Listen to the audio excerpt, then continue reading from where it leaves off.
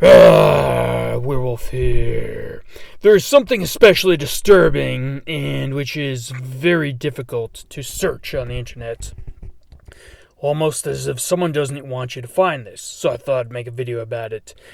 In the movies The Dark Knight Rises and Skyfall, the James Bond film, both of these, released in 2012, appear to foretell two mass shootings that occurred that very same year. One at an Aurora movie theater, which had a direct connection to The Dark Knight as it occurred at a midnight premiere of a film in July of that year. And the guy kind of looked like a third-rate Joker in a straight-to-DVD movie. And then later, in December of that same year, the Sandy Hook shooting at which some maniac shot a bunch of school children. Now, in The Dark Knight Rises, Commissioner Gordon points to a map where Sandy Hook appears to be written in marker. If you want to check this out for yourself, on the DVD, it's at 1 hour and 58 minutes into the movie. On mine, it was about 1 hour and 58 and 44 seconds. See for yourself. See what you think. In the movie Skyfall, released the very same year, a sign on a cityscape at night at around 41 minutes and 40 seconds on the DVD says Aurora. This is in red in the bottom right-hand corner of the screen. Now, note that a 2012 movie released in the fall of 2012 was in production about 2 years before. Now, something like this also could have been manipulated and changed digitally. Up until almost the last minute of the film's release.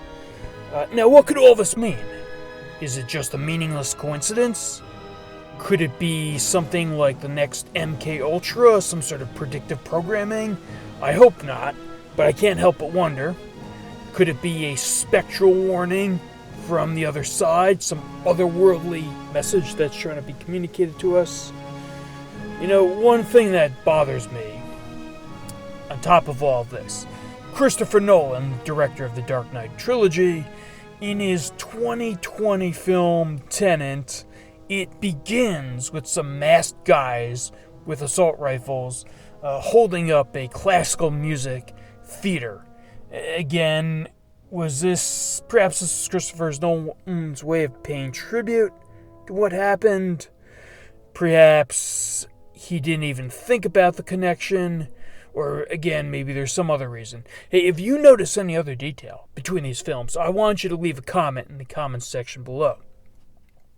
You know, another thing, when Aurora happened, immediately the news media released the wrong guy. Now, the killer's name was James Holmes, and initially they released another guy by the name of James Holmes and mentioned that he was a Tea Party, you know, the conservative, right-leaning group against the Obama administration at the time. And again, they, of course, envious, wanted to think that it was this guy. And then at least one media source in Sandy Hook released a picture of the wrong guy. The brother of the guy who massacred the students in 2013, a year later at the Boston Marathon bombing. Originally, it was suspected that it was a Saudi, and then they realized it wasn't that guy. They're trying to figure out who it was. They're looking at photos, camera, video from the event, and the left-wing commentators on these MSNBC shows were salivating at the idea that it would have been a right-wing domestic terrorist. You know, the event happened on tax day, April 15th, and it later turned out to be the two guys that they later convicted. Well, hey, thank you for watching. Hey, tell a friend about my channel, subscribe, like, leave some comments. I want to see your comments.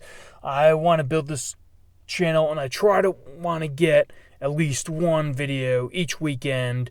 And until next time, life, liberty, and the pursuit of